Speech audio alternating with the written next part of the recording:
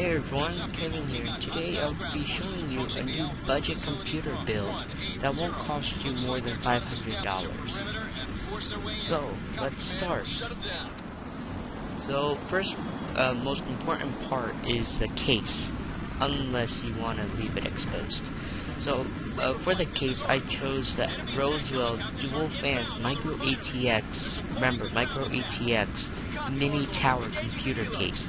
It has two USB 2.0 ports and two case fans built in, or includes.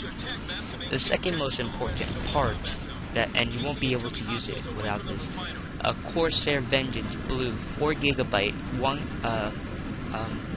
times 4GB,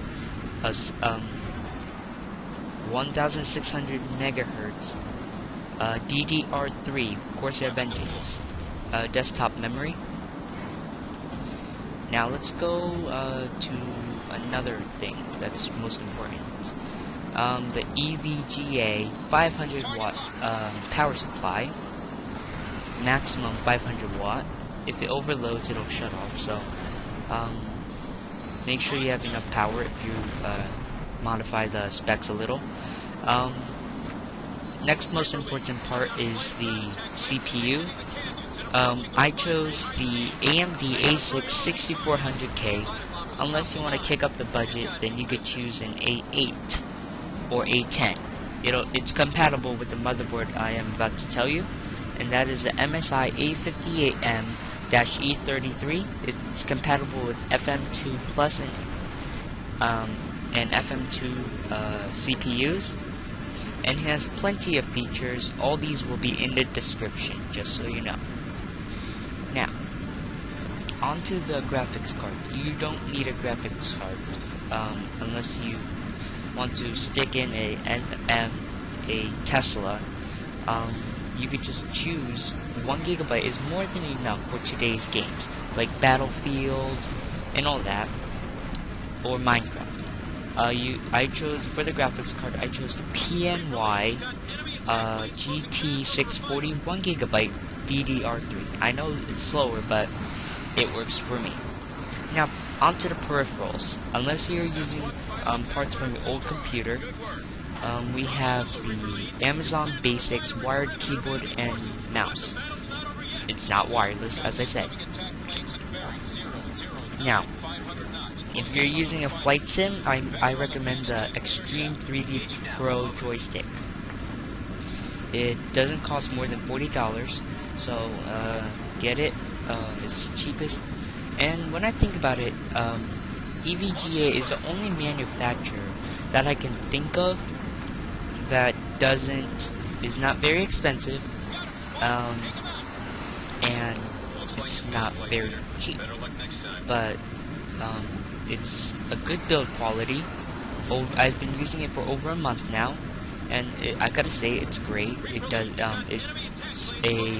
it's the only manufacturer that makes things cheap with a 80+ bronze rating. Now, all the parts are once again in the description along with the links. Now the game I'm playing right now is Hawks. It's a great game. It's a combat game, but you can say it's a flight simulator. Now, let's talk about the motherboard. I don't really have much time left, but here we go. So, it's the MSI A58M-E33.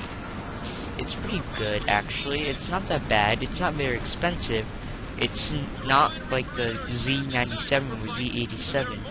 Also, if you buy an A8, don't try putting the... if you try buying a A6 or AMD processor, don't try putting it in the Z97. Because it won't work. It's a LGA 1150, so an i7 won't work. Only AMD manufactures FM2 Plus and FM2 processors. The motherboard. So I have a screenshot here. We have humidity protection, we have ESD protection, EMI protection, high temperature protection, which are pretty much features you're probably not going to use. The SFC, 60 amps, on max current optimized, solid cap, over 10 years of life under full load, but you probably won't be using this computer in 10 years because Windows 10 is going to be outdated, and Windows 11, whatever, that's even going to exist. We have OC Genie, which is just a overclocking assistant. It automatically overclocks your computer without you setting it. It'll overclock it for you. It'll overclock the RAM, maybe even the GPU, and definitely the processor. Though when I overclocked it, I really needed to throttle my fans to full because, well, the CPU got a little hot, but not dangerously hot. We have supercharger, and if you're too lazy to get a graphics card, of course there's HDMI. If there's no HDMI, the motherboard's probably getting old. It'll probably have DVI. If it does, that's great. If it has VGA, you're in trouble. We also have Live Update 5, which is pretty much an updater for all your stuff.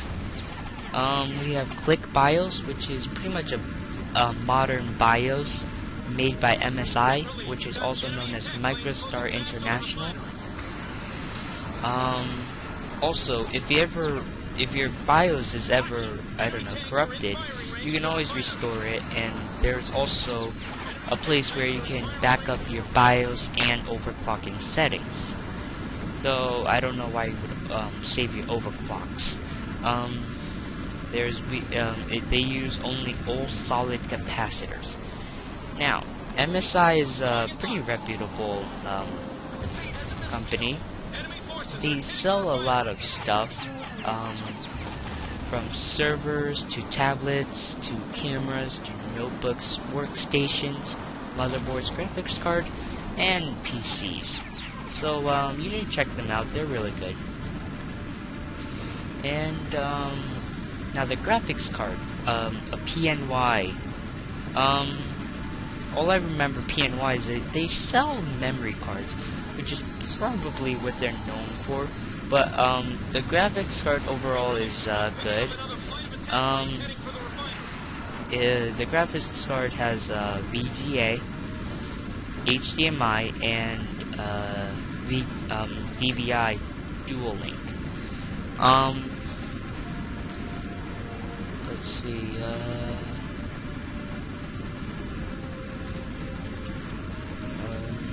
Okay, so yeah, the graphics card, it works great. It's compatible with 3 monitors at once, so I guess you're pushing the graphics card to the limit. If you are, I suggest you get a more powerful GTX instead of GT. So yeah, that's pretty much it, everyone. Enjoy the rest of the game. Yeah.